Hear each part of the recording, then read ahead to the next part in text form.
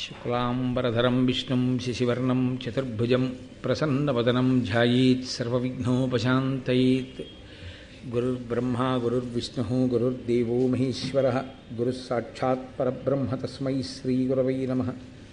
వ్యాసాయ విష్ణురూపాయ వ్యాసరూపాయ విష్ణవే నమో వై బ్రహ్మనిధయే వాసిష్ఠాయ నమో నమః. కూజంతం రామ రామీతి మధురం మధురాక్షరం ఆరుహ్య కవితాశాఖాం వందే వాల్మీకికోకిలం. శ్రుతిస్మృతిపురాణానాం ఆలయం కరుణాలయం నమామి భగవత్పాదశంకరం లోకశంకరం. వాగర్ధావివ సంపృక్తౌ వాగర్ధప్రతిపత్తయే జగతః పితరౌ వందే పార్వతీపరమేశ్వరౌ.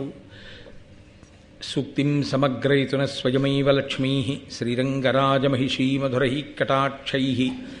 వైదగ్ధ్యవర్ణగుణకుంభనగౌరవైర్యాం కండూలకర్ణకుహరాः కవయోధయంతి. హైమోర్ధ్వపుండ్రమజహన్మకుటం సునాసం మందస్మితం మకరకుండలచారుగండం బింబాధరం బహుళదీర్ఘకృపాకటాక్షం. శ్రీవేంకటేశముఖమాత్మని సన్నిధత్తాం. విమలపటీ కమలకుటీ పుస్తకరుద్రాక్షశస్తహస్తపుటీ కామాక్షీ పక్ష్మలాక్షీ కలితవిపంచీ విభాసి వైరించీ.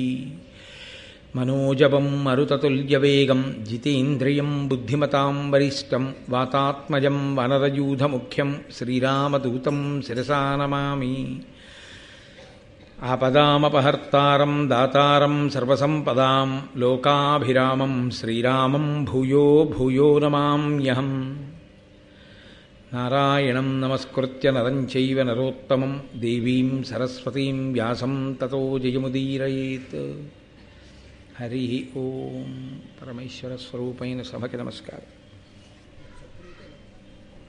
నేను మీతో మనవి చేశాను కుమారాస్త్ర విద్యా ప్రదర్శనము. ద్రోణాచార్యుల వారి దగ్గర చదువు నేర్చుకున్నటువంటి ఆ విద్యార్థులు ఏ స్థితిని పొందారో ఒక్కసారి ధృతరాష్ట్ర మహారాజు గారికి చూపించి ఆయన సంతోషించాలి. ఎందుచేత అంటే ఇటు పాండవులకు అటు కౌరవులకి కూడా ఆయనే పెద్ద దిక్కు కనుక ఆ పైన భీష్ముడు మొదలైనటువంటి వారు చూసి సంతోషిస్తే చదువు నేర్పినటువంటి గురువుగా తనకొక సార్థకత, తనకొక గొప్ప సంతృప్తి. కాబట్టి ద్రోణాచార్యుల వారు అస్త్ర విద్యా ప్రదర్శనమును ఏర్పాటు చేశారు. కేవలము అస్త్ర విద్యే కాదు, కుమారులు నేర్చుకున్నటువంటి తమ తమ విద్యల్ని ప్రదర్శన చేస్తారు. మహానుభావుడైనటువంటి ద్రోణుడు తెల్లటి బట్టలు కట్టుకుని మెడలో పుష్పహారం వేసుకుని నిలబడ్డాడు. పిల్లలందరికీ ఒంటికి ఎర్రచందనం రాసి ఎర్రటి పుష్పమాలలు అలంకరించి తీసుకొచ్చి వరుస క్రమంలో నించోపెట్టారు. పెద్దవాడైనటువంటి ధర్మరాజు ముందు, ఆయన పక్కన భీమసేనుడు దుర్యోధనుడు సమవయస్కులు, ఒక్కరోజు పుట్టినవారు కాబట్టి వాళ్ళిద్దరూ, ఆ పక్కన మిగిలిన అర్జునుడు నకులుడు సహదేవుడు మిగిలినటువంటి దుర్యోధనుడి యొక్క సోదరుడు, వీళ్ళందరినీ నించోపెట్టారు. ప్రధానంగా ముఖ్యమైనటువంటి వాళ్ళ యొక్క విద్యా ప్రదర్శనం గురించి వ్యాస మహర్షి ఏమి నన్నయ్య గారు ఏమి మాట్లాడతారు. మొదట ధర్మరాజు గారిని తీసుకొచ్చారు.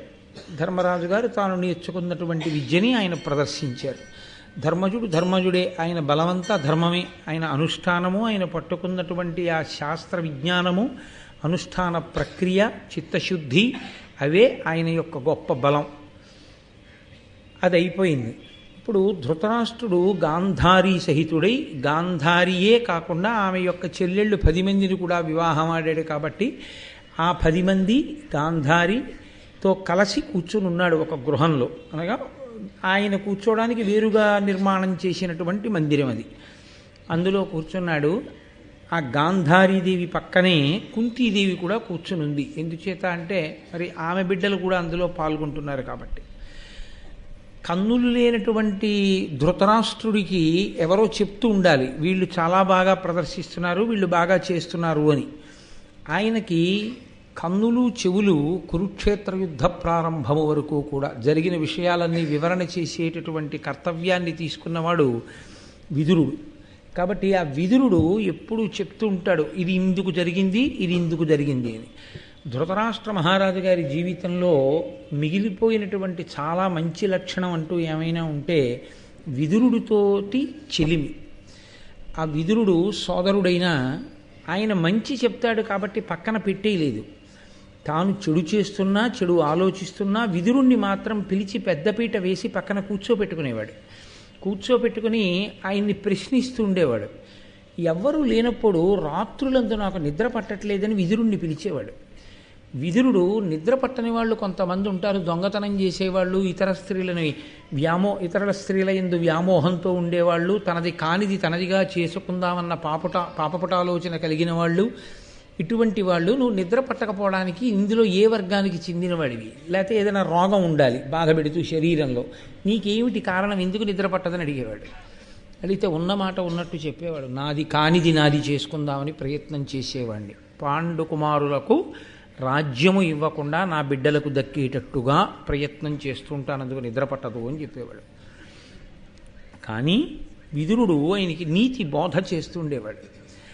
ఆ విదురుడితో పెట్టుకున్నటువంటి సాంగత్యం కారణంగా శ్రీకృష్ణ పరమాత్మ యొక్క విశ్వరూప దర్శనాన్ని చూడగలిగాడు, పరమాత్మ ఇచ్చినటువంటి దివ్యమైన నేత్రముల చేత. జీవితంలో కనీసం సత్సంగం అనేటటువంటిది, సత్పురుషుడితోటి సాంగత్యం అనేటటువంటిది ఎంత అవసరమో, ఎందుకు విడిచిపెట్టకూడదు మనకి భారతం నిరూపణం చేస్తుంది. కాబట్టి ఎప్పుడు విదురుణ్ణి పక్కన పెట్టుకుని ఉంటాడు ధృతరాష్ట్రుడు. సరే, ధర్మరాజు గారి విద్యా ప్రదర్శనం పూర్తయింది. భీముణ్ణి దుర్యోధనుణ్ణి ఇద్దరిని పిలిచాడు ద్రోణుడు. పిలిచి వాళ్ళిద్దరినీ ద్వంద్వయుద్ధం చేయమన్నారు. ఎందుకంటే ఇద్దరు నేర్చుకున్నది ప్రధానంగా గదాయుద్ధమే. కాబట్టి ఇద్దరు గదాయుద్ధాన్ని ప్రారంభం చేశారు. ఇద్దరి మధ్య ప్రారంభమైనటువంటి గదాయుద్ధం కేవలముగా వాళ్ళు నేర్చుకున్నటువంటి ఆ విద్యని ప్రదర్శించడానికి ప్రారంభం చేసిన దానిలా లేదు.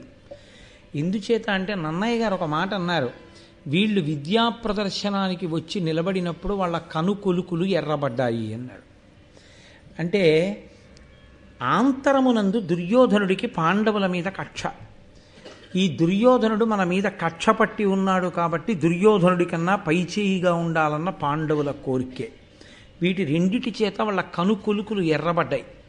అందున భీమ దుర్యోధనులకు అవకాశం దొరకాలి, కానీ వాళ్ళ కడుపులో ఉన్నటువంటి కక్షని పగని వాళ్ళు దాచుకోలేరు. అందున ఇద్దరూ కలియబడేటటువంటి సన్నివేశం ఎక్కడైనా కనపడితే అది చాలా తీవ్రంగా ఉంటుంది భారతంలో. కాబట్టి ఇప్పుడు వాళ్ళిద్దరినీ ద్వంద్వయుద్ధం చేయమన్నారు. అంతే. ఆ గదాయుద్ధం ఎంత ఘోరంగా ప్రారంభమైందంటే, అది ఎవరో ఇద్దరు అన్నదమ్ములు వాళ్ళు నేర్చుకున్న విద్య ప్రదర్శించడానికి అక్కడ గదాయుద్ధం చేస్తున్నట్లు లేదు. అవకాశం చిక్కితే ఇద్దరిలో ఒక్కరే అక్కడ ఉన్నటువంటి ఆ రంగస్థలం మీద మిగలాలన్నంత క్రోధంతో కొట్టుకుంటున్నారు. అవనీచక్రము పాదఘాతహతి నల్లాడంగా అత్యుగ్ర భైరవ హుంకార రవంబునన్ వియదగారం బెల్ల భేదిల్ల పాండవ కౌరవ్య గదా విఘట్టన మకాండ ప్రోత్తమై భావి పాండవ కౌరణ్య రణాభిసూచన పటిష్టం వయ్య ఘోరాకృతిన్.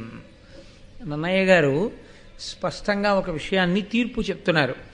అవనీచక్రము పాదఘాతహతి అల్లాడంగా, వాళ్ళిద్దరి యొక్క ఆ యుద్ధమునందు కలిగినటువంటి ఆవేశము చేత ఒండరులు భూమి మీద తిరుగుతూ వాళ్ళు గదలు పెట్టి కొట్టుకుంటుంటే ఈ భూచక్రమే గడగడలాడిందిట.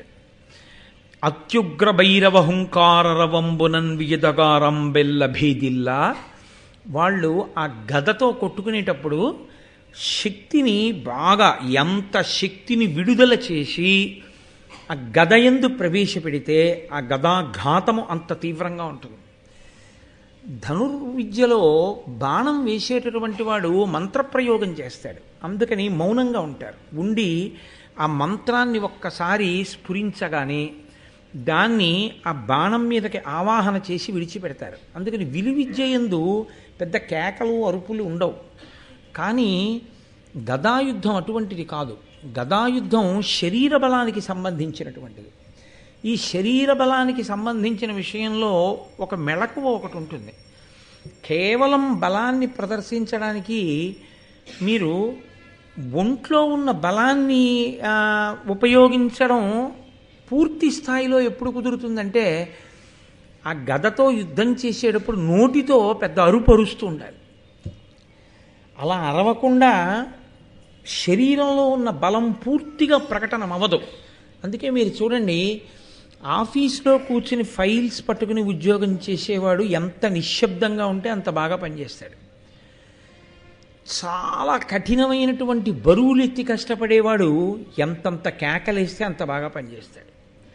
మీరు చూడండి, పెద్ద పెద్ద ఇనప కమ్మిలవి మోసేవాళ్ళు, ఏదైనా బరువైనటువంటి దాన్ని తోసేవాళ్ళు, దానికి ఏ అర్థమేమి ఉండదు.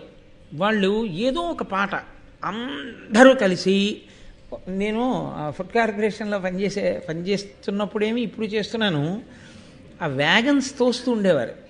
తోసేటప్పుడు అది శరీర బలానికి సంబంధించిన విషయం కదండి. ఒకడు ఏదో పాట, దానికి అర్థం ఉండదు, రాజమండ్రి రైలు అంటాడు, హై సోప్ అంటుంటారు.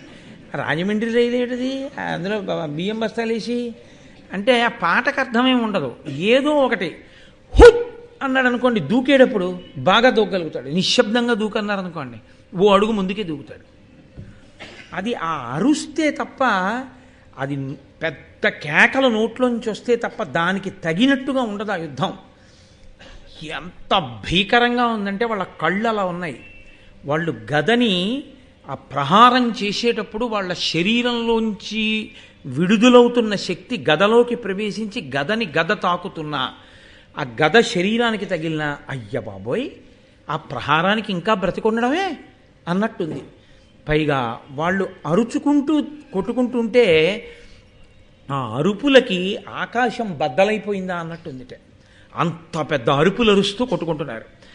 పాండవ కౌరవ్య గదా విఘట్టన మకాండ ప్రోత్తమై పాండవ కౌరణ్యరణాభిసూచన పటిష్టం భయ్య ఘోరాకృతిన్. ఇది రాబోయేటటువంటి కాలంలో కురుక్షేత్ర యుద్ధం ఎలా ఉంటుందో తలపింపచేస్తోంది అన్నారు నన్నయ్య గారు. అంటే అక్కడ యుద్ధం రాజ్యం కోసం చేసుకున్నారు.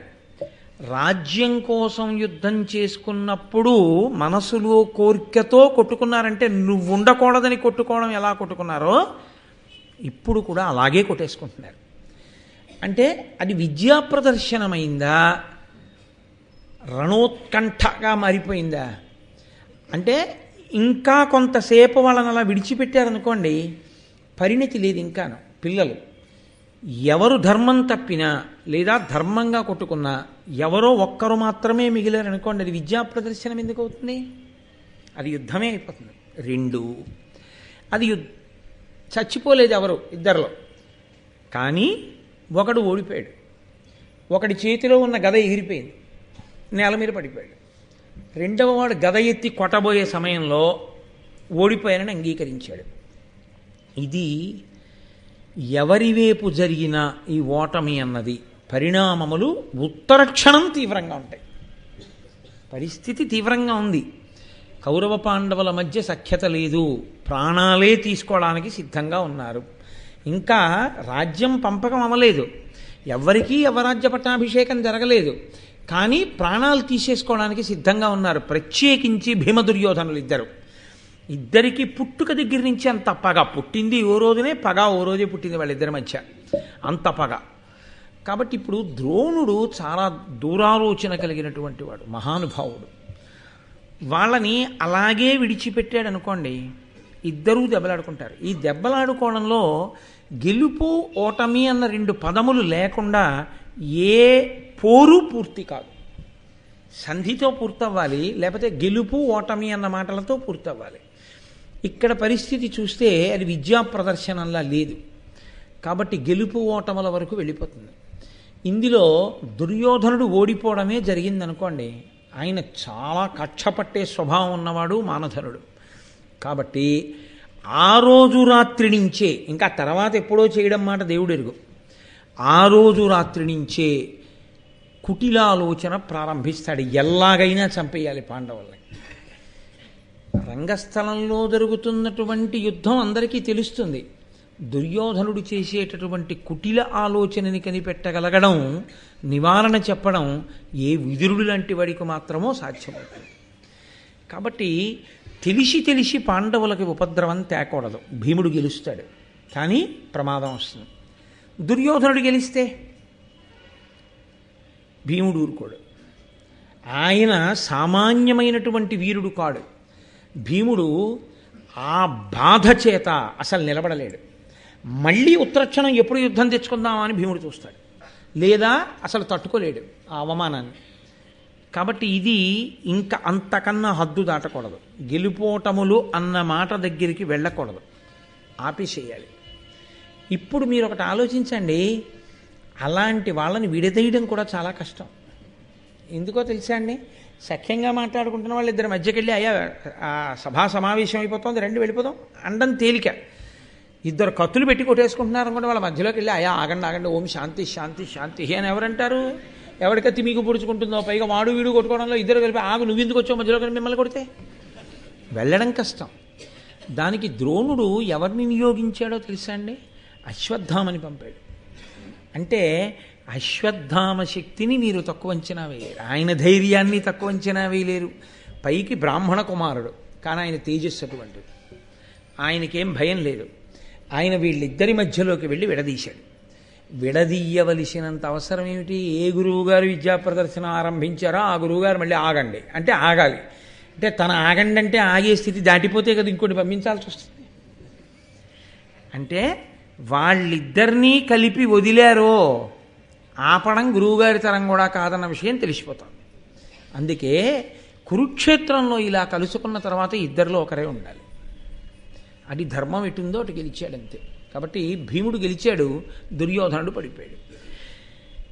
ఇది చూడడానికి పిల్లల యొక్క అస్త్ర విద్యాభ్యాసంలా ఉంటుంది. అస్త్ర విద్యాభ్యాసం ఎంత బాగా చేశారు అన్నది ప్రదర్శించడానికి ఏర్పాటు చేసిన రంగస్థలంలా కనపడుతుంది. కానీ ఈ అంకం మహాభారతంలో ఏం చేసిందంటే చాలా చాలా విషయాలకి తెర తీసింది కొత్తగా. ఇద్దరిని విడదీశారు, పక్కకి పంపించేశారు. ఇప్పుడు ధృతరాష్ట్రుడు అడిగాడు ఏమైంది అని అడిగాడు. ఆయనకి కనపడదుగా, కంగు కంగు గదలు పెట్టి కొట్టుకోవడం కనపడుతుంది. ఏ గదని ఏ గద కొట్టిందో అరుపులు వినపడుతూ ఉంటాయి. ఆగిపోయే అరుపులు, ఆగిపోయే చప్పుళ్ళు. ఎవరెవరినన్నా కొట్టేశారా? ఇద్దరు ఆగిపోయారా? ఆయనకి ఎలా తెలుస్తుంది? వినికిడి శక్తి మీదే ఆధారపడిన వాడికి అడగాలి. వెంటనే ఆయన ఎవరి మీద ఆధారపడతాడంటే పక్కన విదురుణ్ణి కూర్చోబెట్టుకుంటాడు.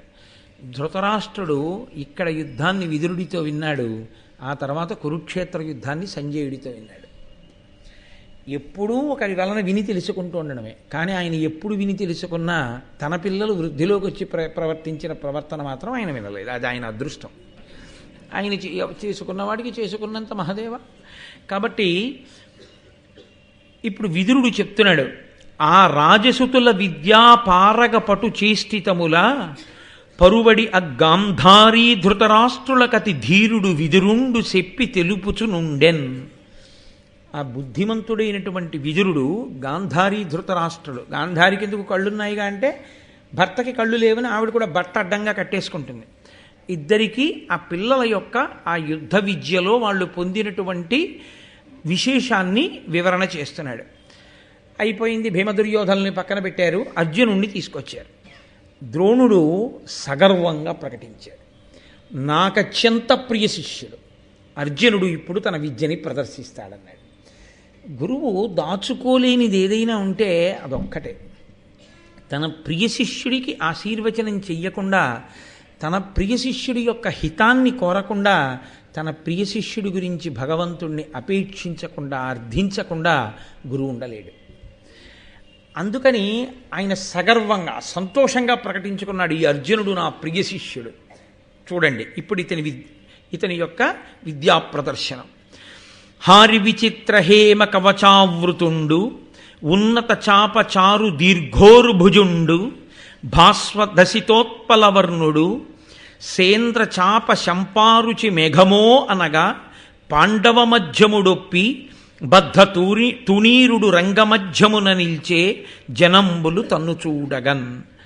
చిత్ర విచిత్రమైనటువంటి బంగారు కాంతులతో విలసిల్లేటటువంటి ఆ బంగారు కవచాన్ని ఒకదాన్ని తొడుక్కుని, ఎత్తైనటువంటి ధనస్సుని చేత్తో పట్టుకుని, నల్లకలువ ఎంత గొప్ప చక్కటి రంగుతో ప్రకాశిస్తూ ఉంటుందో. నల్లకలువ అంటే మీరు కొంచెం జాగ్రత్తగా గమనించవలసి ఉంటుంది. నల్లకలువకున్న గొప్పతనం ఏమిటో తెలుసా అండి? మామూలు నలుపు వంక మీరు ఎక్కువసేపు చూడలేరు. మామూలు నలుపు వైముఖ్యాన్ని కల్పిస్తుంది, చూడడానికి ఏముంది అక్కడ అనిపిస్తుంది. కానీ నల్ల కలువకున్న గొప్పతనం ఏంటంటే కంటికి చల్లగా ఉంటుంది, ఎక్కువసేపు చూడబుద్ధేస్తుంది. దాంట్లో కాంతి ఉంటుంది, నల్ల కలువ యందు కాంతి ఉంటుంది. పైగా నల్ల కలువలో చాలా చల్లదనం ఉంటుంది. నల్ల కలువలోకి మీరు ఇలా చూస్తే మీకు కళ్ళకి హాయిగా అనిపిస్తుంది. కళ్ళకి హాయిగా అనిపిస్తే మనసు కూడా ఉల్లాసంగా ఉంటుంది. అందుకే నిద్రపోయే వాళ్ళు ఎర్రటి లైటు పచ్చటి లైటు వేసుకోరు, నీలం లైట్ వేసుకుంటారు. ఆ కాంతి కనురెప్పల మీద పడితే చల్లగా ఉండి నిద్రపడుతుంది. అందుకని నల్ల కలువకి అదొక శక్తి. అది కేవలం నల్లగా ఉంటుందని మీరు అనుకోకూడదు, అందులో ఒక అద్భుతమైన కాంతి ఉంటుంది. అది బహుధా ఆకర్షణీయము. అసలు యథార్థంగా చెప్పాలంటే తెల్ల కలువ కన్నా ఎర్ర కలువ కన్నా చాలా అందమైన కలువ ఏదో తెలుసా అండి? నల్ల కలువే. అందుకే శంకరాచార్యులు వారు అమ్మవారి కన్నుల గురించి చెప్తే దృశాద్రాఘీయస్యా దరదలిత నీలోత్పల రుచా అంటారు. అందున విచ్చుకోకుండా ఉండేటటువంటి నల్ల కలువ అందమే వేరు. ఆ మధ్యలో దుద్దు కొంచెం ఇలా లోపలికి విప్పి చూస్తుంటే అడుగున నీటి బిందువులు కూడా ఉంటాయి. చేత ఎంత అందంగా ఉంటుందో ఆ తడి. అమ్మవారి కన్ను గుడ్డుకి ఎప్పుడు తడి ఆరిపోయిన కన్ను ఉండకూడదు కదా. అమ్మవారి కన్ను అంత అందంగా ఉందని చెప్పడానికి శంకరాచార్యుల వారు దాన్ని ఉపమానంగా స్వీకరించారు. అర్జునుడి యొక్క దేహ కాంతి అంత నల్ల కలువ యొక్క కాంతితో ఉంటుంది. కానీ మన వాళ్ళకున్న గుణం ఏమిటో తెలుసా అండి? దేవతల రంగులు మార్చేయడం అంటే మన వాళ్ళ తర్వాత. అసలు దేవతలు ఏ రంగులో ఉంటారో ఆ రంగు అంటే వాళ్ళు పుట్టుకతో ఏదో వచ్చిన రంగు కాదు, అది వాళ్ళ గుణాన్ని ప్రకటిస్తుంది. ఆ రంగు అసలు మనం వెయ్యం. పరమశివుణ్ణి ఎక్కడ చూడండి నీలంగా ఉంటాడు, అదేం ప్రారంభమో నాకు అర్థం కాదు. ఆయన అసలు నీలంగా ఉండనే ఉండడు. ఆయన స్ఫటికమణి నిభం తెల్లగా ఉంటాడు. ఆయన నల్లగా ఉంటుంది. మా అమ్మ పార్వతీదేవి అమ్మవారిని ఎర్రగానో తెల్లగానో అమ్మవారిని వేస్తారు, నల్లగా పరమేశ్వరుణ్ణి వేస్తారు, నీలంగా తీసుకెళ్ళి హనుమని నించోబెడతారు. ఆయన బంగారుపు ముద్ద ఎలా ఉంటుందో అలా ఉంటారు. ఆయన బంగారు కాంతితో ఉంటాడు. ఆయన అసలు ఆ బంగారు రంగే వేరు హనుమకి. తెల్లగా ఉంటుంది. సరస్వతీదేవి శంకరుడి చెల్లెలు సరస్వతి, అందుకని వాళ్ళిద్దరూ తెలుపు. విష్ణువు చెల్లెలు పార్వతి, అందుకని వాళ్ళిద్దరూ నలుపు. బ్రహ్మగారి చెల్లెలు లక్ష్మి, అందుకని వాళ్ళిద్దరూ ఎరుపు. ఏ అన్నా చెల్లెలు ఆ రంగులో ఉంటారు. కానీ మన వాళ్ళ రంగులు వేరు. సరే, ఇప్పుడు ఆ రంగులు, దాని గుణాలు, దాని విశేషం, దాని విచిత్రం, ఆ బంధుత్వాలు అంతా వేరు. శాస్త్రం ఇప్పుడు మళ్ళీ ఆ గొడవ ఎందుకు. కానీ కాబట్టి నల్ల కలువ ఎలా ఉంటుందో అటువంటి కాంతితో అటువంటి వర్ణంతో ఉన్నాడు అర్జునుడు. ఆయన ధనస్సు పట్టుకు నిలబడితే ఎలా ఉన్నాడంటేట ఇంద్రధనస్సు మెరిసినటువంటి నల్లమబ్బు ఎలా ఉంటుందో అలా ఉన్నట్ట. అది నిజంగా చాలా గొప్ప అందం. ఆకాశం వర్షాకాలం వచ్చినప్పుడు సాయంకాలం అయ్యేటప్పటికి దట్టంగా మబ్బు పట్టి రాత్రి 7 గంటలకో ఒక్కసారి గాలి మారిపోయి పెద్ద గాలి వచ్చి దుమ్ము రేగిపోయి ఉత్తర క్షణం మన ప్రయత్నం అక్కర్లేదు, చాలా తేలిగ్గా పోయేది కరెంటు. కాబట్టి లోకమంతా చీకటైపోతుంది. లోకమంతా అన్నమాట ఎందుకు, మన రాష్ట్రం చీకటైపోతూ ఉంటుంది. ఆ రోజు తొందరలో పోయి ప్రకాశవంతమగుగాక మనం ఇలా చూసేటప్పటికీ ఊరంతా చీకటే కాబట్టి కొత్తగా వెలుతురొక్క దీపం కనపడదు ఆ సమయంలో. అప్పుడు తళుక్కన మెరుపు మెరిస్తే నల్లటి ఆకాశంలో మెరిసినటువంటి ఆ మెరుపుతో సౌదామినితో కూడినటువంటి ఆ నల్లమబ్బు అందాన్ని మీరు అనుభవించాలి. అద్భుతం అసలు. ఊరు ఈ చివరి నుంచి ఆ చివరి వరకు ఒక్కసారి ఏదో ఫ్లాష్ వెలుతురు కనపడినట్లుగా కనపడుతుంది. నాకెవరో మొన్న ఒక ఇది పంపించారు. వర్షం వస్తోంది, మెరుపులు మెరుస్తున్నాయి, పిల్లాడు భయపెడతాడని తల్లి గబగబా వెళ్ళి స్కూల్ నుంచి తీసుకొస్తోంది. తీసుకొస్తుంటే మెరుపు మెరిసినప్పుడల్లా పిల్లాడు ఆగిపోయేలా నవ్వేవాడు. అయితే నువ్వు భయపడతావని నేను వచ్చి నిన్ను స్కూల్ నుంచి తీసుకెళ్తున్నాను, నువ్వు మెరుపు మెరిసినప్పుడల్లా ఆగి నవ్వుతావేమిటి అంది తల్లి. అంటే ఆయన అన్నాడు, అమ్మ నువ్వే చెప్పావు కదా భగవంతుడికి మనం అంటే చాలా ప్రీతని.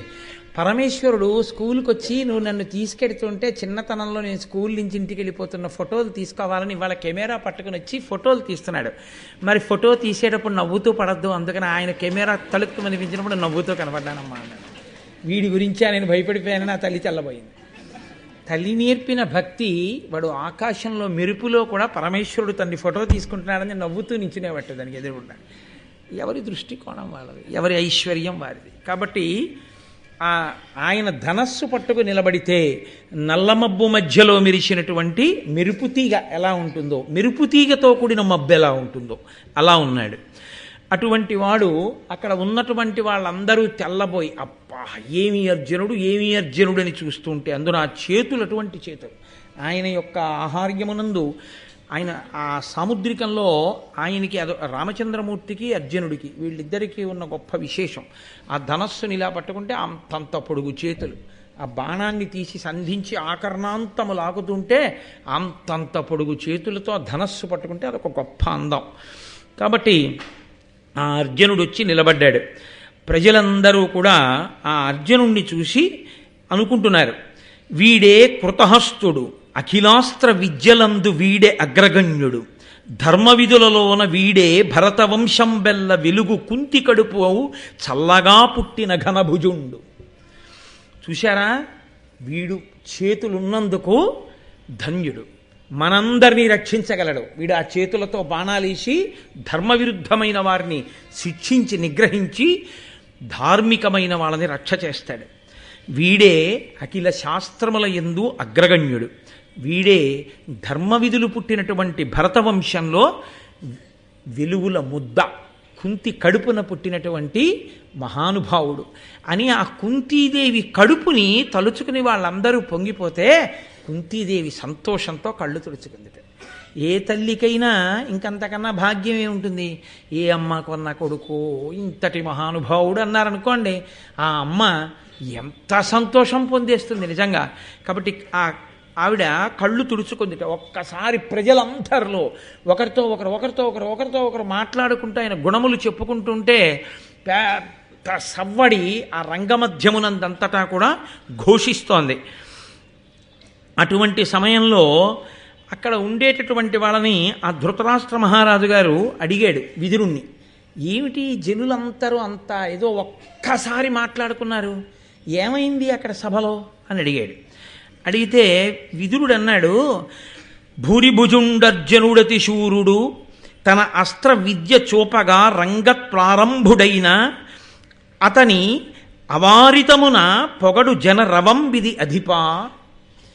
అదిగోనయా, పాండురాజు కుమారుడైనటువంటి అర్జునుడు ధనుర్విద్యా ప్రదర్శనం కోసమని ధనస్సు పట్టుకుని రంగప్రవేశం చేసి నిలబడగానే ఆయన గుణములను ఆయన యొక్క రూపాన్ని చూసి పొంగిపోయినటువంటి ప్రజలు పెద్ద పెట్టున ఒక్కసారి మాట్లాడుకోవడం వల్ల వచ్చినటువంటి ఆ ధ్వని చేత ఇంత పెద్ద కలకలం పుట్టింది.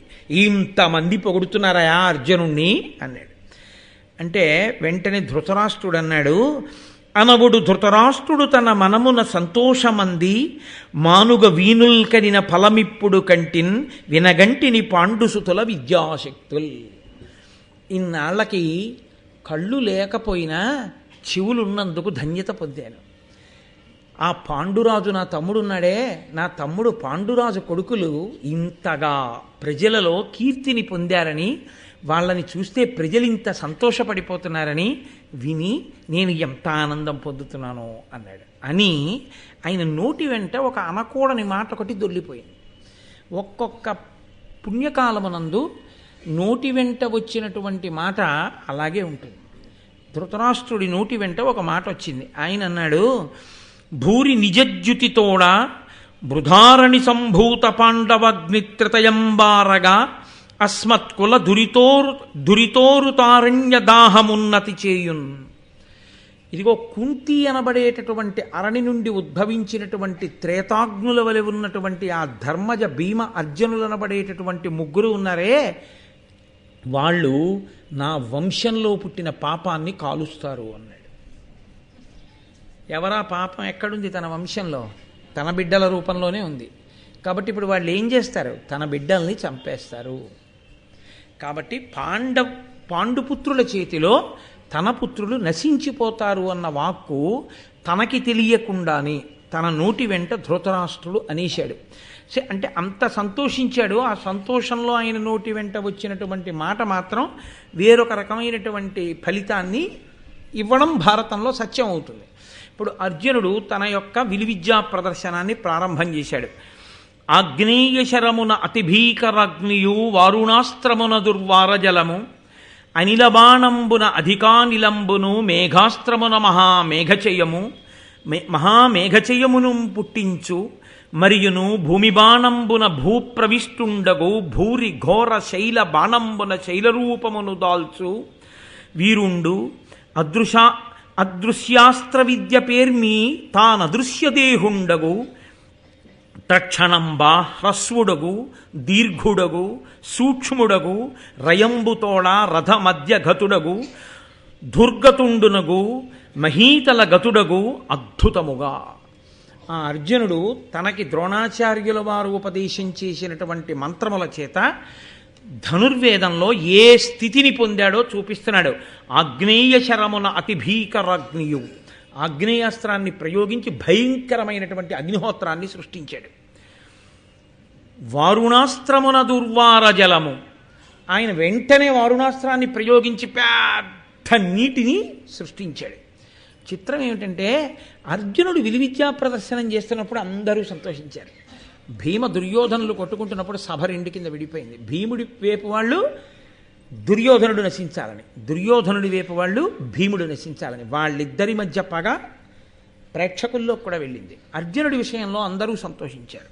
కాబట్టి వారుణాస్త్రమున దుర్వార జలము అనిల బాణంబున అధికానిలంబును మేఘాస్త్రమున మహామేఘచయము, వాయవ్యాస్త్రాన్ని ప్రయోగించి బ్రహ్మాండమైనటువంటి గాలిని సృష్టించాడు. మేఘాస్త్రమును ప్రయోగించి గొప్ప మేఘాలు సృష్టించాడు. అలాగే భూమి బాణాన్ని వేసి తాను భూమి లోపలికి వెళ్ళిపోయి మళ్ళీ భూమిలోంచి పైకొచ్చాడు. అలాగే శైలబాణాన్ని ప్రయోగించి తాను ఒక పెద్ద పర్వతం కింద మారిపోయాడు. మళ్ళీ తాను మామూలు రూపాన్ని పొందేశాడు. అదృశ్య బాణాన్ని ప్రయోగించి తాను అదృశ్యమైపోయాడు మేఘనాథుళ్లాగా. మళ్ళీ ఆ రంగస్థలం మీద ప్రత్యక్షమైపోయాడు. అంతలోనే వేరొక మంత్రాన్ని ప్రయోగించి తాను భూమి మీద పొట్టివాడైపోయాడు. అంతలోనే మళ్ళీ యథాస్థితిని పొందాడు. మళ్ళీ అంతలో ఇంకో మంత్రప్రయోగం చేసి తాను చాలా పెద్దగా పొడుగ్గా ఉన్నవాడిగా అయిపోయాడు. అంతలోనే సూక్ష్మ శరీరం ఉన్నవాడిగా అయిపోయాడు. అంతలోనే పరిగెత్తుకుంటూ వెళ్ళిపోతున్నటువంటి ఏనుగుల మీద, గుర్రాల మీద, రథాల మీద ఎగిరి దూకాడు, వాటిని నడిపాడు. అంతలోనే ఒక గుర్రాలతో కూడినటువంటి రథం వేగంగా వెళ్ళిపోతుండగా పరిగెత్తుకుంటూ వెళ్ళి ఎగిరి దాని నొగల మీద కూర్చుని ఆ గుర్రాల కళ్ళాలు పట్టుకుని ఆ రథాన్ని సక్రమమైన మార్గంలో నడిపాడు. పరిగెత్తేటటువంటి సింహం, పులి, పంది ఇలాంటి వాటిని విడిచిపెడితే ఒక్కొక్క దాని నోట్లో 5 బాణాలు చప్పున ప్రయోగం చేశాడు. ఆవు కొమ్మును ఒకదాన్ని తీసుకొచ్చి అక్కడ కడితే ఆ కొమ్ము మీద 21 బాణములను వరుస క్రమంలో ప్రయోగించి చూపించాడు. ఇన్నిటిని ఏకధాటిగా, ఇంకా మాట్లాడడానికి ఏం లేదు భీమదుర్యోధనుల యుద్ధంలాగా, అర్జునుడు ఒకదాని వెంట ఒకటి చేసేస్తుంటే ఆయన యొక్క విలువిద్యా ప్రదర్శనానికి, ఆయన యొక్క నైపుణ్యానికి, ఆయన యొక్క శౌర్యానికి, ఆ తేజస్సుకి, ఆ అందానికి ముగ్ధులైపోయి సభంతాలా నోళ్లు తెరిచి కన్నులు రెప్పవేయడం మర్చిపోయి అర్జునుడి వంక అలా చూస్తూ ఉండిపోయారు. అంతే. అకస్మాత్తుగా అర్జునుడు ఆ రంగమధ్యంలో ఇంత గొప్పగా ప్రదర్శనం చేస్తున్నాడు. అందరూ చూస్తున్నారు. ఎవ్వరూ ఊహించలేదు. గబగబా పరిగెత్తుకుంటూ మధ్యలో ఒక వ్యక్తి వచ్చాడు. చూడండి, ఏదో మంచి ఆట రసకందాయంగా జరుగుతుంటే ఎవరో గబగబా ఆ క్రీడా మైదానంలో ఒక పరిగెత్తుకొస్తే అందరి దృష్టి ఎలా మరలిపోతుందో అలా ఒక ఆయన గబగబా వచ్చాడు. సాలప్రాంశు నిజోజ్వలత్కవచు శశ్వత్కుండలోద్భాసితున్ బాలార్క ప్రతిమున్ శరాసనధరున్ బద్ధోగ్రస్త్రింశు శౌర్యాలంకారు సువర్ణవర్ణు ఘను కర్ణాఖ్యున్ జగత్కర్ణ పూర్ణాలోలద్గును చూపరు ప్రభూతాశ్చర్యులై రచ్చటన్. ఆ వచ్చినటువంటి వాడు మెరిసిపోతున్నటువంటి సహజమైన కుండలాలు. అవి తెచ్చిపెట్టుకున్నవి కావు. చెవులకి సహజమైనటువంటి కుండలాలతో, సహజమైనటువంటి కవచంతో, బ్రహ్మాండమైనటువంటి చేతిలో పట్టుకున్నటువంటి ధనస్సుతో సూర్యుడు బాలసూర్యుడై భూమి మీద నడుస్తున్నాడా అన్నట్టుగా బాలసూర్యుని యొక్క తేజస్సుతో బంగారు రంగు కాంతితో మెరిసిపోతున్నటువంటి కర్ణుడు ఆ రంగంలోకి ప్రవేశించి ద్రోణాచార్యుల వారికి ఒక నమస్కారం చేసి అర్జునుడి వంక చూసి వెంటనే అన్నాడు, నీవా కడు నేర్పు కాడవు కావలవదు వీని గొన్ని గరచిత మేమున్ నీ విద్యలెల్ల చూపుదుమే వీరుల సూచి మేలు మేలని పొగడన్. ఏవి నువ్వే పెద్ద వీరుణ్ణి అనుకుంటున్నావా? నీకే విద్యలొచ్చు అనుకుంటున్నావా? నీకేవచ్చో మాకు వచ్చు, మేము చూపిస్తాం ఆ విద్యలన్నీ అన్నాడు. ఇందులో ఒక చిత్రం ఒకటి ఉంది. అర్జునుడు కూడా ఇలా రావచ్చు, అలా రాలేదు. గురువుగారు వెళ్ళమన్నప్పుడు వెళ్ళాడు. గురువుగారు ఆ విద్యా ప్రదర్శనం చెయ్యమన్నప్పుడు చేశాడు. కర్ణుడు కూడా రావచ్చు, తప్పేం లేదు. కానీ కర్ణుడు వచ్చేటప్పుడు గురువుగారి అనుమతి వేడి గురువుగారు ఎలా విద్యా ప్రదర్శనం చెయ్యమంటే అలా చెయ్యాలి. అంతేకాని అంతమంది పెద్దలు కూర్చునుండగా అంతకుముందు విద్యా ప్రదర్శనం చేశాడు ఒక వ్యక్తి, నువ్వు చెయ్యగలవు, అర్జునుడితో ఎందుకు? ఆయన ఏమైనా నేనే చేయగలిగిన వాడినని కానీ ఒక్క మాట అర్జునుడు ఇప్పటి వరకు మాట్లాడినట్టు భారతంలో ఏమైనా ఉందా? ఏమీ లేదు. గురువుగారు చేయమన్నారు, ఆయన చేశాడు. అర్జునుడిని ఎందుకు దెప్పిపడవడం? అంటే భీముడి మీద దుర్యోధనుడికి ఎంత కక్షో అర్జునుడి మీద అంత కక్ష ఉన్నవాడు ఒకడు ఉన్నాడని భారతంలో ఇప్పటి వరకు మనకి తెలియదు. అంటే ఇదే మొదటిసారి భారతం వింటుంటే. అర్జునుడి మీద అంత కక్ష పెట్టుకుని భీముడితో సమానంగా కదా యుద్ధం చేసే దుర్యోధనుడు ఉన్నట్టు అర్జునుడిని దృష్టిలో పెట్టుకుని విలువిద్య నేర్చుకుని అర్జునుడిని ఓడించాలన్న కుతూహలం ఉన్నవాడొకడు కూడా ఉన్నాడు అన్నది బయటకు వచ్చింది. ఇప్పుడు ఇది కుమారాస్త్ర విద్యా ప్రదర్శనంలో జరిగిన గమ్మత్తు ఏమిటంటే అర్జునుడి మీద కక్ష ఉన్నవాడెవరు ఇప్పుడు బయటపడ్డాడు. బయటపడి అర్జునుడిని అధిక్షేపించాడు. అధిక్షేపిస్తే ఆయన మాట్లాడగానే నన్నయ్య గారు ఎంత అందంగా మాట్లాడతారండి అనినా ఇనతనయు పలుకులు జనులకు విస్మయము సవ్యసాచికి కోపంబును సిగ్గును మరి దుర్యోధనునకు ప్రీతియును చేసే తక్షణమాత్రం. ఆ సమయంలోనే ఆయన అనిన ఇనతనయు పలుకులు ఆ సూర్యుని యొక్క కుమారుడైనటువంటి కర్ణుడు పలికినటువంటి పలుకులు ఏవైతే ఉన్నాయో అవి 3 రకాలుగా ప్రకాశించాయి, 3 ఫలితాలు తీసుకొచ్చాయి. జనులకు విస్మయము, ఎవర్రా ఇతను మనం ఎప్పుడు చూడలేదు, అయ్య బాబాయ్ అతనే అంత బాగా చేస్తున్నాడంటే నీకే వచ్చా మాకు వచ్చి అంటున్నాడు. కాబట్టి జనులకు ఆశ్చర్యం కలిగింది. 2 సవ్యసాచికి కోపంబును సిగ్గును. సవ్యసాచి అంటే 2 చేతులతో బాణం వేయగలిగిన వాడు. కాబట్టి ఇప్పుడు ఆయనకి నన్నయ్య గారు ఒక విశేషణాన్ని వేశారు, చీల్చేయగలడం అని. 2 చేతులతో బాణాలు వేయగలడం. వెయ్యగలిగిన వాడికి కోపం వచ్చింది, సిగ్గు వేసింది, ఎందుకో మీకు తర్వాత తెలుస్తుంది. కాబట్టి సవ్యసాచికి కోపంబును సిగ్గును మరి దుర్యోధనునకు ప్రీతియును చేసే తక్షణ మాత్రమును. దుర్యోధనుడికి చాలా ప్రీతి పొంగింది కర్ణుడి మీద. ఎందుకు?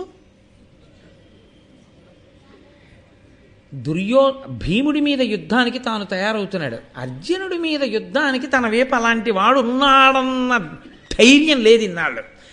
అన్నన్నా ఒకడు దొరికాడు. వాడు అర్జునుడికి స్నేహితుడు కాడు.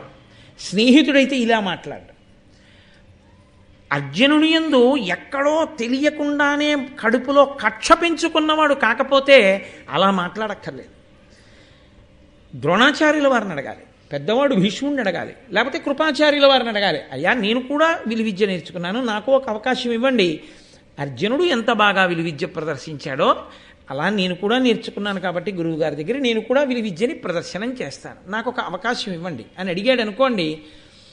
గురువుగారు ఇవ్వకపోతే గురువుగారిని తప్పుపట్టాలి.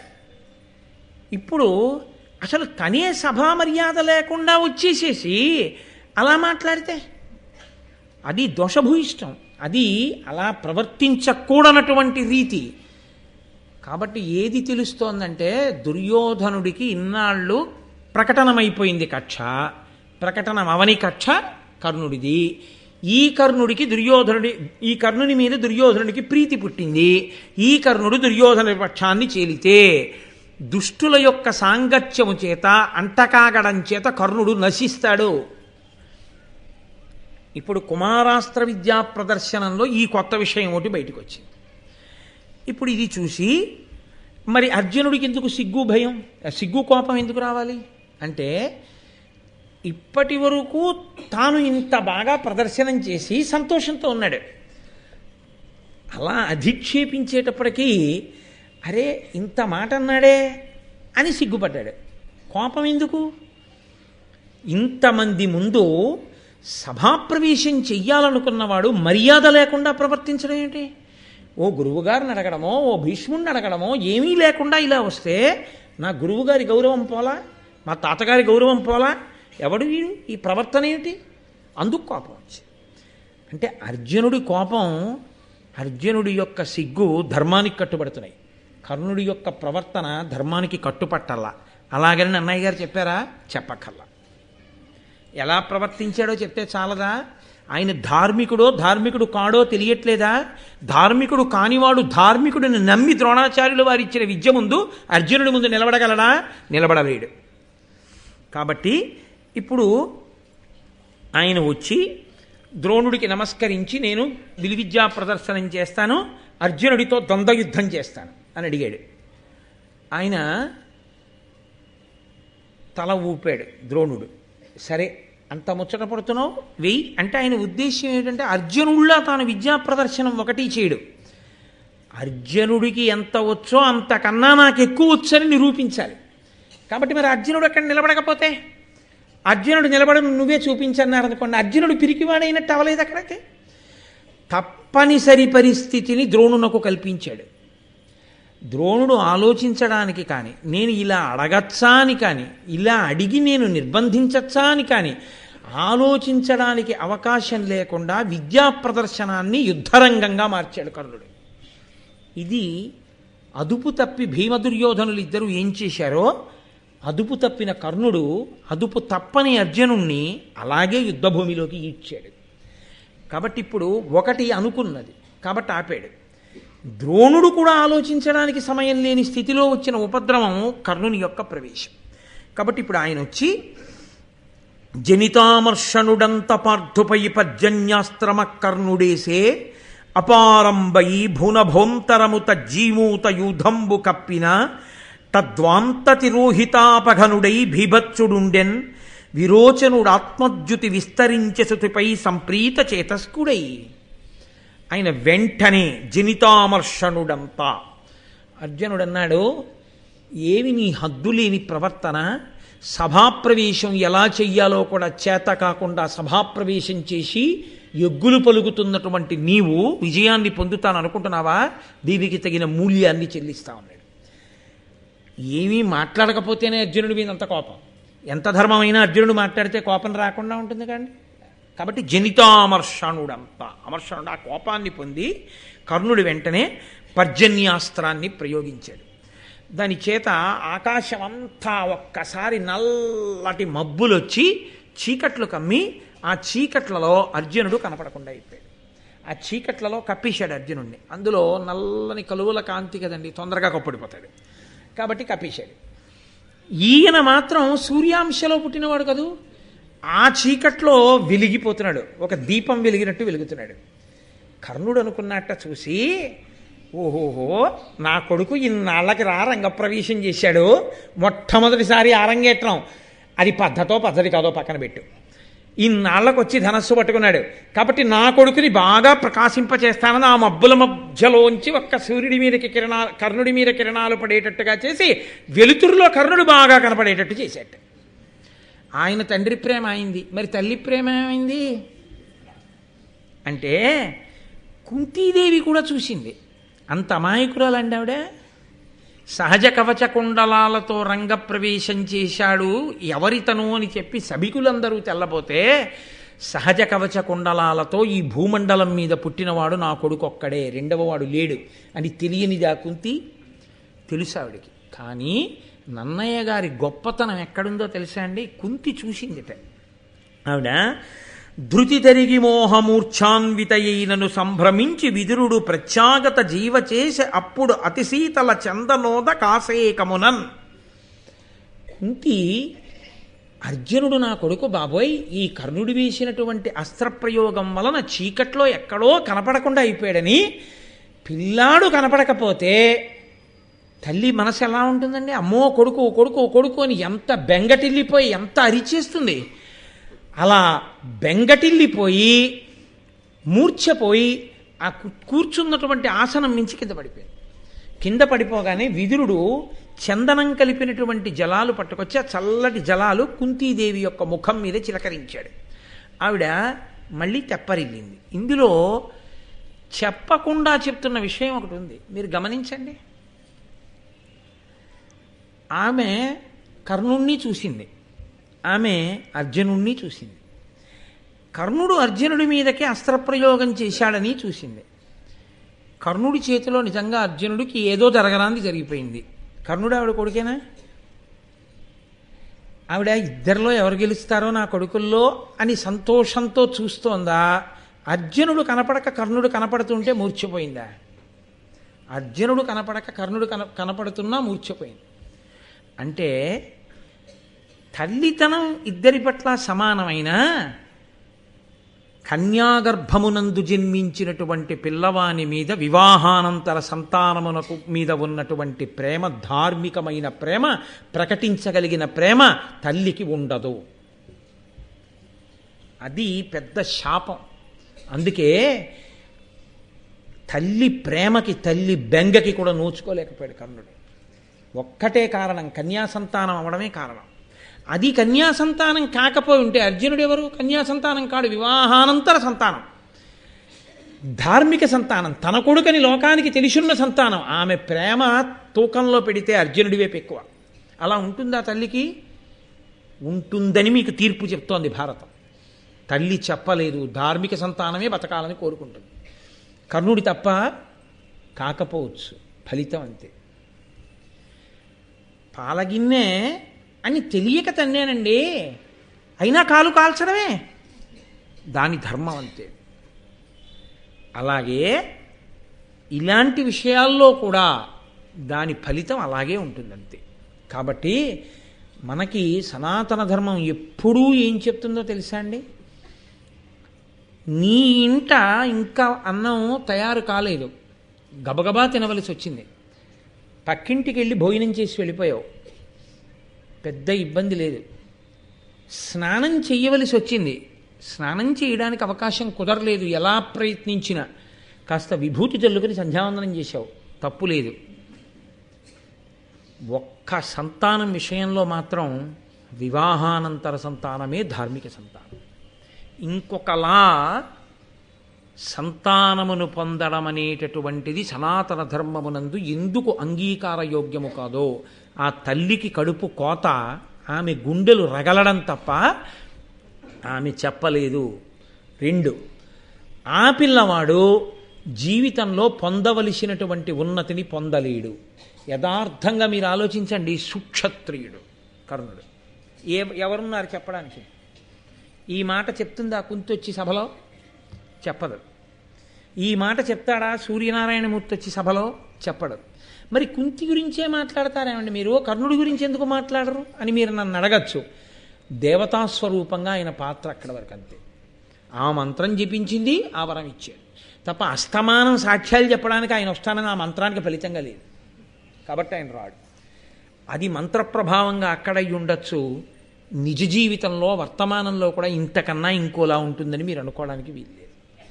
అందుకే చాలా జాగ్రత్త సుమా అని చెప్పి సనాతన ధర్మం కానీ మనకి కుటుంబంలో కానీ 1కి 10 మార్లు ఈ విషయంలో అంత జాగ్రత్త ఎందుకు చెప్తారంటే, ఈ దేశంలో వివాహపూర్వ శృంగారము, సంతానము అభ్యున్నతికి హేతువులు కావు. ఇక్కడున్న వ్యవస్థ అటువంటి స్థితిని అంగీకరించదు. అందుకే ఈ సంస్కృతి ప్రపంచం అంతటి చేత గౌరవింపబడింది తప్ప ఇటువంటి సంస్కృతిలో జన్మించినందుకు మనం సంతోషించాలి ఒక రకంగా. తప్ప నువ్వు తప్పు చేసి ఎవరి మీదో ఏదో చెప్పి వాళ్ళేదో చెప్పలేదు, వీళ్ళేదో చేయలేదని అప్పుడు వాదన చేయడం వల్ల ఉపయోగం ఉండదు. కొన్ని చెయ్యకూడదంతే. నేను మీతో ఇంకంతకన్నా పవిత్రోపమానం చెప్పడం కుదరదు కాబట్టి నేను అలా చెప్పాను. నీకు స్నానం చేయడం కుదరలేదు, విభూతి స్నానం చేసావు, తప్పు కాదు. నీకు నీ ఇంట అన్నం ఉడకలేదు, ఇంకాను పక్కింటికి వెళ్ళి అన్నం తిన్నావు, తప్పు లేదు. అలా అన్నిటికీ అన్వయం చేయడం కుదరదు అంతే. అది అక్కడ వరకే తప్ప ఒక విషయంలో ప్రత్యేకించి నీ ఇంట తప్ప ఇంకొక ఇంట తప్పు, జీవితాంతం తప్పే. అది సనాతన ధర్మము యొక్క జీవం అక్కడ ఉంది. అంతకన్నా నీ స్పష్టంగా చెప్పక్కర్లేదు, మీరు పట్టుకోగలరు. ఇవన్నీ చిత్ర విచిత్రంగా కుమారాస్త్ర విద్యా ప్రదర్శనమునందు ప్రకటనమయ్యాయి. లేకపోతే అర్జునుడు కనపడకపోతే కుంతి ఈ స్పృహ తప్పడం ఏంటండి? కర్ణుడు కనపడుతున్నాడుగా, తన కొడుకేగా. ఈ కొడుకు చేతిలో కొడుకు ఏమైనా కొడుకు మిగిలాడు అనుకోవచ్చుగా. 5 పాండవులు ఉన్నారుగా. కాదు, అర్జునుడితో కూడిన 5 ఆవిడికి పాండవులు. అందుకే అమ్మా నేను అర్జునుడు అంటే ఆవిడ ఊరుకుంది. కర్ణుడు చచ్చిపోయాడు, ఊరుకుంది. తిలాతర్పణం కూడా లేకపోతే బయటపడి. కాబట్టి ఎంత లోతులను స్పృశిస్తోందో చూడండి భారతం. పైకి ఒకలా ఉంటుంది, లోపల ఎంత ధర్మాన్నో ప్రబోధం చేస్తూ ఉంటుంది.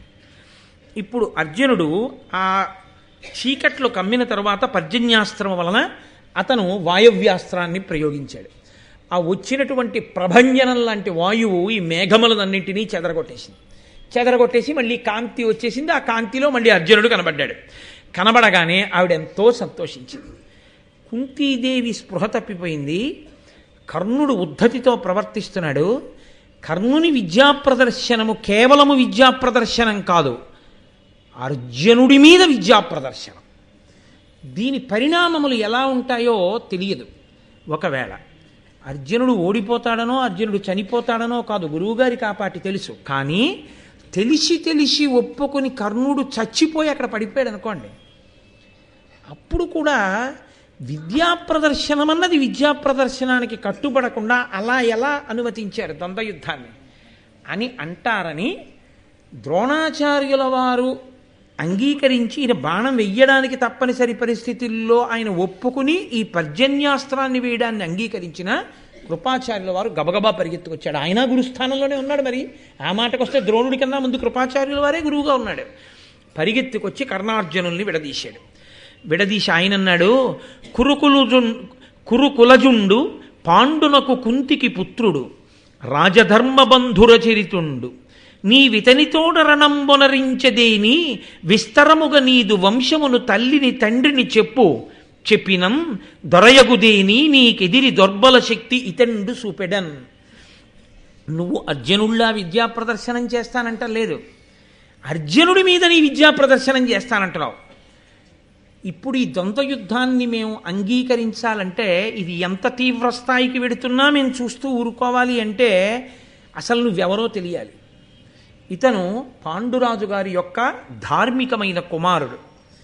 ఇతను కుంతీదేవికి పాండురాజుకి జన్మించినవాడు. అర్జునుడు ఇంద్రాంశలో వచ్చినటువంటి వాడు. నువ్వెవరు? నువ్వు ఏ తల్లిదండ్రులకు జన్మించిన వాడివి? ఏది ఒకసారి చెప్పు నీ గురించి అని అడిగాడు. ఇంత కర్ణుడు డీలాపడి సిగ్గుపడిపోయి ఆయన తప్పు కాదు కానీ ఆయనకి ప్రతిబంధకమైంది అది. నేను ఇంతకన్నా అనకూడదు కానండి, చిన్నతనంలో ఆదర్శాలు చెప్పడం బాగుంటుంది. తమ పిల్లల దాకా వచ్చేటప్పటికి ఎన్ని ఇబ్బందులు వస్తాయో తర్వాత ఆలోచించకపోతే నీ ఆదర్శాలకి నీ పిల్లలు కాదు పాడవలసిన వాళ్ళు సిగ్గుపడి నాన్న నువ్వు చేసినటువంటి ధూర్తతనానికి మీ ఇద్దరి ధూర్తతనానికి శిక్ష నేను అనుభవిస్తున్నాను సమాజంలో అని అన్ననాడు అప్పటికి నీకున్నటువంటి ఉద్రేకం చల్లారిపోతుంది. అప్పుడు నువ్వు సిగ్గుతో నీ బిడ్డల ముందు తలంచుకొని నా బిడ్డలకి మార్గం చూపించలేకపోయాను, అభ్యున్నతిని ఇవ్వలేకపోయాను అని నువ్వు బాధపడినా నువ్వు నీ బిడ్డలకు చేసిన అన్యాయాన్ని నువ్వు ఇక దిద్దలేవు. Marry in haste and repent at leisure. తొందరపడి పెళ్లి చేసుకుని జీవితాంతం విచారించవద్దు. శాస్త్రం మనకి తీర్పు చెప్తోంది. ఇప్పుడు ఆ కర్ణుడు చెప్పలేకపోయాడు ఎవరి తల్లిదండ్రులు. తెలియదా కర్ణుడికి? ఆ పాట అమాయకుడా? ఆయన గ్రహించగలడు. ఆయనకి కుంతి సభలో ఉన్నది అని చూడడం కుదరదు. ఎందుకంటే అంతఃపుర స్త్రీగా గదిలో ఉంది, అందరి ఎదుట ఉన్నాడు తండ్రి. ఆయన వచ్చి నా కొడుకు అని చెప్పచ్చు, చెప్పడని తెలుసు. ఇది ఆనాడు కాదు, ఈనాడు కాదు, ఏనాటికి అంతే. నేను మన్నింపబడిదను కాక నేను వాస్తవం మాట్లాడుతున్నాను. వాస్తవాన్ని విడిచి మాట్లాడి లోకాన్ని పాడు చేయడం అయితే పిచ్చి పిచ్చి మాటలు మాట్లాడడానికి ఇంత పవిత్రమైన వేదిక మీద నేను కూర్చోక్కర్లేదు.